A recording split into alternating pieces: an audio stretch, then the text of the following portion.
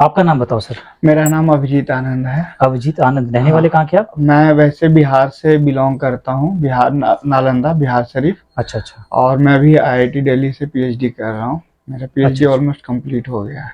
चलो चलो, मुबारक। और इस मार्च में 26 मार्च को हमें पता चला था कि मम्मी को कैंसर है, और वो भी मेटास्टेसिस फेज में। जब डायग्नोसिस हुआ था तो पता चला कि ये रीढ़ की हड्डी में, कमर में है। हाँ, L4 की तरफ भी गया हाँ, हुआ वर्टेब्रम इसका। L4 में है। और जो स्टार्टिंग हुआ था ब्रेस्ट से। हाँ, ब्रेस्ट से स्टार्ट हुआ और था वो ब्रेन तक गया। और फिर लीवर में भी बता रहे? हाँ, लीवर में भी था। हाँ, ऑलमोस्ट पूरे बॉडी में फैल चुका। पूरे बॉडी में ऑलमोस्ट फैल चुका था। डॉक्टर ने आपके पेशेंट को मना कर दिया? हाँ, डॉक्टर ने मना कर दिया था। आया था तो डॉक्टर ने कहा था कि हर 3 सप्ताह में करीब 4.5 लाख के आसपास का दवाई चलेगा। हाँ। और पेशेंट जब तक जिंदा रहेंगे तब तक चलेंगे। यानी पर मंथ का 4.5 लाख रुपए? हाँ, 5 लाख के आसपास। 5 लाख रुपए हर महीने का। पर हमारे पास इतने इकोनॉमिकली सक्षम नहीं थे कि 5.5 लाख की दवाई दे सके। तो डॉक्टर ने कहा था कि बहुत फैली हुई बीमारी है, हम इसे पूरा ठीक नहीं कर सकते, लाइफ एक्सटेंड कर सकते हैं। तो बोले कि जैसे अभी अगर 4 महीने या 5 महीने की लाइफ है तो हम उसको 8 महीने या 10 महीने कर सकते हैं। अगर दवाई सूट किया तो फिर 1.5 साल भी जिंदा रह सकते हैं, पर उससे ज्यादा नहीं। पर जब तक जिंदा रहेंगे तब तक ये दवाई चलती रहेगी, ऑलमोस्ट 5 लाख रुपए महीने की। ठीक है जी। तो हम सक्षम नहीं थे तो वो इलाज नहीं करा पाए। मेरे पास आए जब पेशेंट की क्या कंडीशन थी? उस समय जब मैं 29 जुलाई को यहाँ से दवाई लेके गया था, और फिर शुरुआत में मैंने सोचा था कि दवाई कुरियर कर दूंगा घर पर। कुरियर करने में जो खर्च आ रहा था उससे कम पैसे में मैं खुद दवाई लेके पहुंच जाता, और वो भी एक दिन में। अच्छा। तो फिर मैंने ट्रेन से फिर घर गया दवाई लेकर के। जब मैं वहाँ घर पे पहुंचा तो देखा कि मम्मी किसी को पहचान भी नहीं रहे। राइट पैर में और मुंह में लकवा सा हो गया है, मुंह दाहिने तरफ दब गया था। दाहिने पैर में घुटने के ऊपर मांस बिल्कुल, घुटने से ऊपर मांस बिल्कुल नहीं बचा था। जो भी मांस था वो हिप के पास आ गया था, और वहाँ पे सिर्फ हड्डी था। दाहिने घुटने में बहुत ज्यादा स्वेलिंग थी। दोनों पैर में नीचे जो सुपाती होता है उसमें पूरा स्वेलिंग था। दोनों हाथ में स्वेलिंग था, और बाएं पैर में भी स्वेलिंग था बहुत ज्यादा। फिर ये मैं अपनी जिम्मेवारी पे दवाई लेके गया था, और मैंने घर पे कहा कि ये मेरा आखिरी प्रयास है। अच्छा अच्छा। सबने उम्मीद छोड़ दिया था। फिर मैं दवाई देना शुरू किया तो वो पिछले 3 साल से कभी सोए ही नहीं थे। एक बार भी मैंने उनको कभी सोता हुआ नहीं देखा था। फिर पहली दवाई दी, पहली डोज दिया, तो पहली डोज से ही असर किया। और उस दिन करीब वो 3 घंटे के आसपास सोए, और वो हमेशा कराहते रहते थे। वो उनका कराहना तभी रुकता था जब उनके अंदर कराहने की शक्ति नहीं बचती थी, तब वो चुप हो जाते थे, परंतु उनके आंख से आंसू गिरते रहते थे। अच्छा। तो हमें लगता था कि वो अभी भी कराह ही रहे। फिर वो सोने पर आपको ऐसा लगा कि कुछ अनहोनी होगी? हाँ, कि कहीं कुछ दिक्कत तो नहीं हुआ। फिर हमने उन्हें चेक किया तो देखा सांस चल रही है। फिर लंबी लंबी सांस चल रही थी, गहरी सांस चल रही थी। तो हमें लगा कि नहीं, वो जगह वो सो रहे हैं, कुछ दिक्कत नहीं हुआ। ठीक है। फिर मैंने डॉक्टर साहब को कॉल किया कि ऐसा ऐसा हुआ है। तो बोले कि पेशेंट को आराम मिला इसलिए सो रहे हैं, इसलिए घबराना नहीं है। फिर मैं थोड़ा संतुष्ट हो गया। फिर 2 दिनों के बाद जब दवाई लिया तो उनका सूजन कम हो गया। कहाँ का सूजन कम हुआ? हाथ पैर में जो सूजन था, जैसे इतर हथी में था, फिर जो दोनों पैर में नीचे सुपाती में था, वो सूजन कम हो गया, वो नॉर्मल हो गया। दूसरे दिन? हाँ, 2 दिनों के बाद, तीसरे दिन, आप ये समझ लिए कि 2 अगस्त को। फिर जो दाहिने घुटने में बहुत ज्यादा सूजन था वो भी कम हो गया, और दाहिने हिप के पास बहुत ज्यादा स्वेलिंग था। आप समझ सकते हैं कि वो ऐसा लगता था कि हिप बाहर निकल गया है, बोन अंदर का मांस पूरा। हाँ, यहाँ से लगता था ये बाहर की तरफ आ गया। तो वो स्वेलिंग बहुत कम हो गया।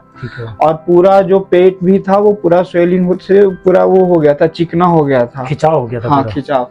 तो वो भी स्वेलिंग कम हो गया। फिर उनका जो पेट था वो जो ये है ना, चेस्ट बोन से 1 या 1.5 इंच ऊपर था। इतना स्वेलिंग था पेट में। फिर 3 दिनों के बाद फिर वो हिप के पास भी स्वेलिंग कम हो गया, और चेस्ट बोन दिखने लग गया। वो जो सामने लेटे हुए रहते थे, खिंचाव था, वो खिंचाव कम हो गया, हिप बोन दिखने लगा। तो हमें लगा कि और ठीक है अभी कंडीशन। ठीक है जी। और तो पहचानते नहीं थे। और फिर 4 दिनों के बाद उन्होंने मुझे मेरे नाम से बुलाया और मुझे प्रॉपरली पहचाना। फिर 4 दिनों के बाद जो कोई भी घर पे देखने आते थे उनको वो पूरा प्रॉपर पहचानते थे। और फिर क्या हुआ, पांचवें दिन जो मांस ऊपर की तरफ खिंच गया था तो अपनी जगह पे आ गया, मतलब थाइज में जो मांस जितना रहना चाहिए वो हिप की उतना तरफ हो चला गया। गया था।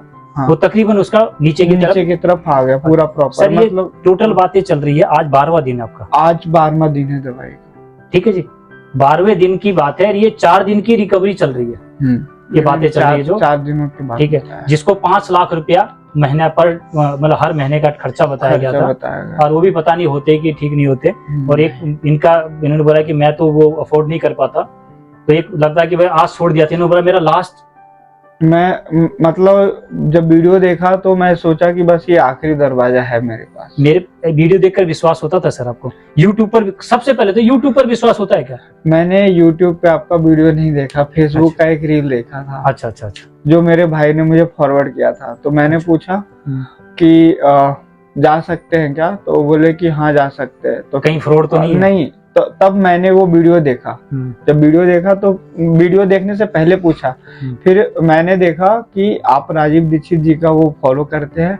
मैं आंख मूंद करके आ गया, पूरे भरोसे के साथ आया। राजीव दीक्षित के नाम से कई जगह गलत काम भी तो हो रहा है सर। हाँ वो हो रहा है, ये तो आप भी जानते हो। पर आज किस पर विश्वास करें? जो राजीव दीक्षित के नाम से ही सारा गलत काम हो रहा है, कौन सही है और कौन गलत है, इसको पहचानना बड़ा मुश्किल है।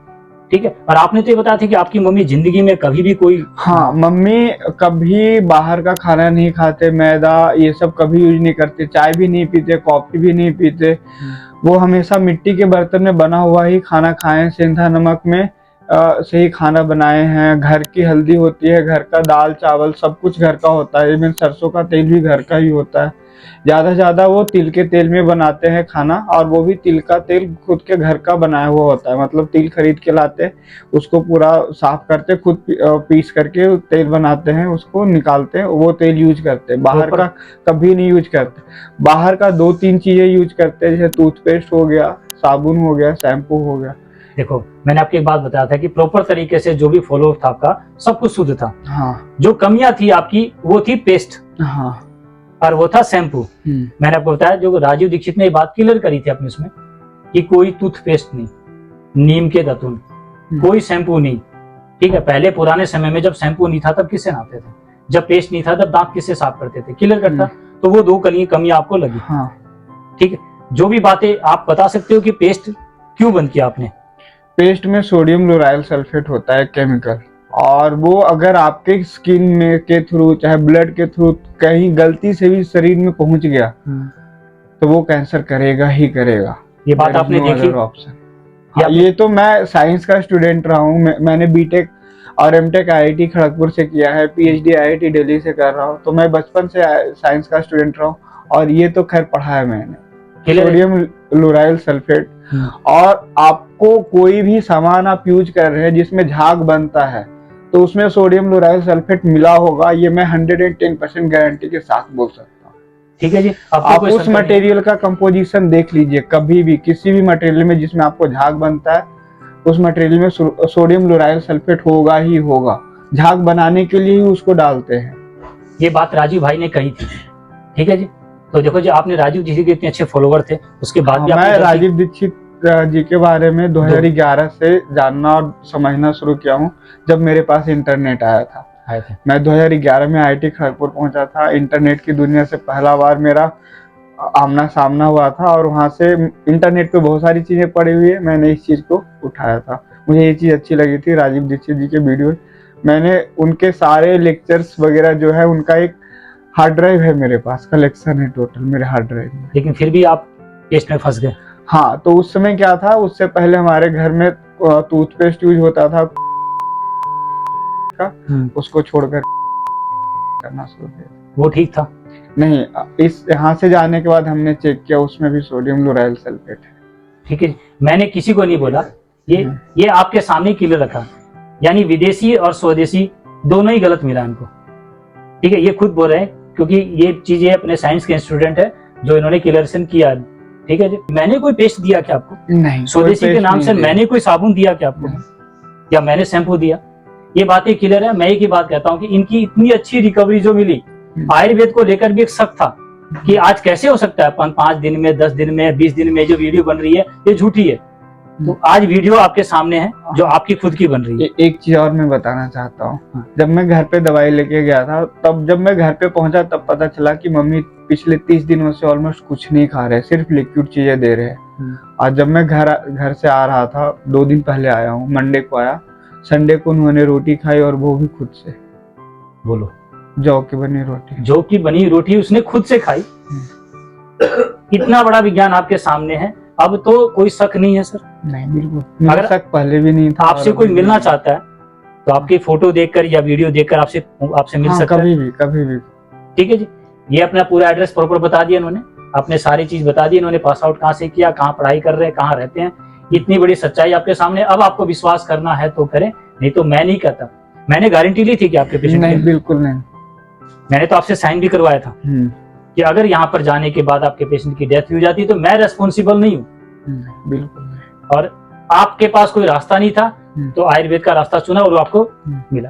और एक चीज और मैं बताना चाहता हूँ, मम्मी वैसे भी बचपन से ही आयुर्वेदिक ट्रीटमेंट ही लिए है। उनको एलोपैथिक ट्रीटमेंट कभी सूट नहीं किया, वो हमेशा आयुर्वेदिक दवाइयाँ ही यूज किए। ठीक है जी। तो आज आयुर्वेद ने उनको एक जीवन की तरफ भी लौटाया जी। ठीक है जी, ठीक है सर।